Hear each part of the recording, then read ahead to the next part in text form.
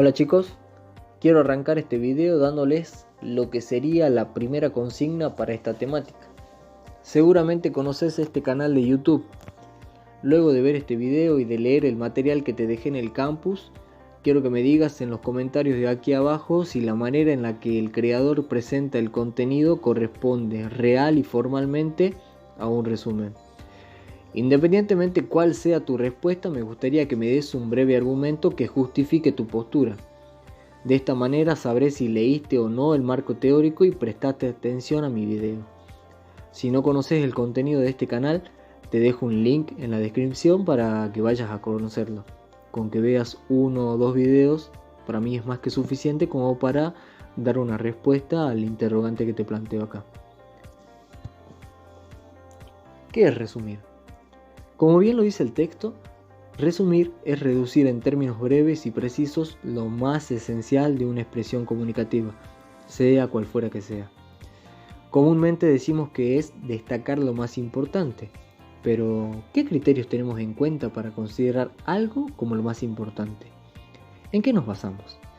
¿Qué cosas tenemos en cuenta a la hora de darle el privilegio a algunas líneas para tomarlo como lo más importante? Porque muchas veces cuando resumimos terminamos como en la imagen, pintando la hoja en casi su totalidad.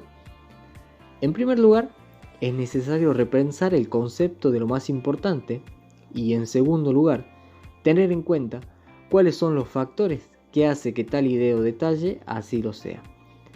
Como alumnos de quinto año debemos entender que no tenemos que reducir esta actividad al coloreo o subrayado inconsciente del texto. De hecho, ninguna situación comunicativa o expresiva debe ser justificada y sostenida desde la inconsciencia. Es necesario saber y tener pleno conocimiento de lo que estamos haciendo, hablando o escribiendo. El resumen es el primer texto académico o técnica de estudio que aprendemos en la escuela. Seguramente lo aprendiste en cuarto o quinto grado, ya que es sin duda un método de aprendizaje que nos acompaña por toda nuestra vida académica, laboral, familiar o social. Es decir, que resumimos todo el tiempo en diferentes contextos, pero no por eso el resumen es siempre el mismo. Es necesario tener en cuenta los siguientes criterios. En primer término, ¿para quién o quiénes resumimos? Recuerda que no es lo mismo resumir para uno mismo, para un familiar, ya sea niño, adolescente o adulto, o resumir para un compañero, docente, auditorio o autoridad que lo requiera. Es muchas veces necesario tener en cuenta las capacidades cognitivas de nuestro oyente, interlocutor, receptor o destinatario para que nuestro discurso sea correctamente efectivo. Siempre hay que conocer o estudiar a nuestros oyentes. En segundo término, no debemos desestimar el motivo por el que estamos resumiendo. El resumen difiere demasiado según la circunstancia que nos movilice a hacerlo, como ser para estudiar, adquirir nuevos conocimientos, compartir saberes, poner en conocimiento los hechos acontecidos a otra persona, rendir un examen, contarle los sucesos del fin de semana a un amigo o amiga, etc. Nuestro discurso y formalidad siempre va a variar según el contexto en el que se esté desarrollando esta comunicación. Y por último, ¿qué estamos resumiendo? Recordemos que somos expertos en resumir casi todo. El argumento de una película o un libro, una novela, una serie, vivencias, relatos y demás. Cada tipo de discurso tiene su particularidad de ser contada y es por eso que a la hora de resumir no podemos hacer excepciones y aplicar una regla general, sino más bien tener en cuenta todos los detalles posibles. Es muy importante que estos tres criterios se tengan en cuenta, ya que recordemos, como lo vimos en nuestro primer contenido de géneros discursivos, como comunicadores competentes tenemos que tener adecuación discursiva, tanto textual como oral. Algunas recomendaciones para tener en cuenta y no incurrir en errores de discursividad a la hora de poner en práctica la producción de un resumen son: leer bien el texto que vamos a resumir, captar la intencionalidad del autor o narrador y el sentido del mismo. Si es un hecho vivenciado, tratar de recordarlo con la mayor exactitud posible. Si es un texto como un cuento o una novela, leerlo bien, en lo posible 2 veces, y esto lo digo por experiencia propia. Dominar la temática. No podemos resumir algo que no nos es propio en su totalidad o del que tengamos dudas. Es importante manejar bien el tema. Respetar el orden en el que aparece lo más importante. Recordemos que el resumen es prácticamente una reproducción exacta, pero no por eso del todo, del texto fuente. Evitar las subjetividades, no dar puntos de vista, ni expresar juicios de valor o emitir palabras calificativas propias de nuestra percepción o entendimiento del tema. Debemos tratar de ser lo más objetivos posibles. Muchas veces nos sucede que nos tentamos a dar nuestra opinión sobre alguna referencia, pero para eso hay otro tipo de texto como el ensayo, el debate o el monólogo que permiten las subjetividades.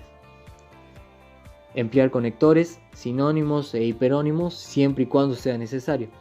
Si bien es cierto que debemos respetar la linealidad y originalidad del texto fuente, esto no aplica para este tipo de palabras que tiene como fin ayudarnos en la cohesión de nuestro resumen. Usar las reglas de supresión 1 y 2 o de selección, ya que 3 y 4, que se detallan en el marco teórico siempre y cuando sea conveniente. Ahora, no te pido que me digas cuál de las 4 reglas vas a emplear, ni que las sepas de memoria, sino que seas consciente de los procedimientos que puedes utilizar y los uses en el momento que te sea más efectivo.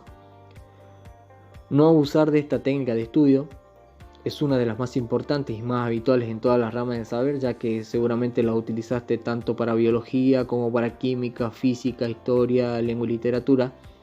Es muy importante, pero no es la única. Y por último, no confundir resumen con síntesis.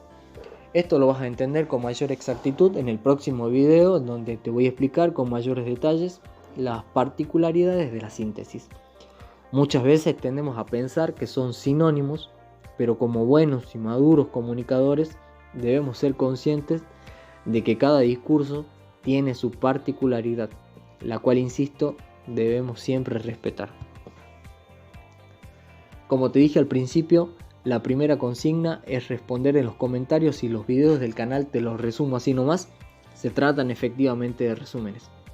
Y la segunda consigna, y ahora sí nos ponemos más en práctica, se trata de leer el cuento de Gustavo Roldán, Prohibido el elefante, que te dejo en formato digital en la herramienta del campus, y realizar un resumen del mismo, ya sea en formato audiovisual o sea en video, como lo hace el creador de Te lo resumo así nomás u otros, o bien en formato escrito, ya sea en Word o PDF.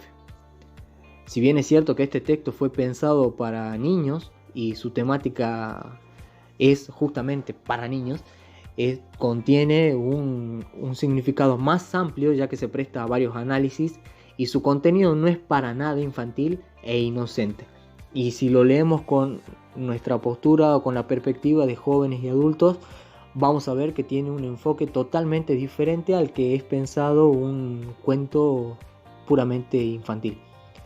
Espero que te guste este cuento, espero que te haya servido este video para orientarte acerca de la importancia del resumen. Espero tus comentarios y nos vemos en la próxima clase.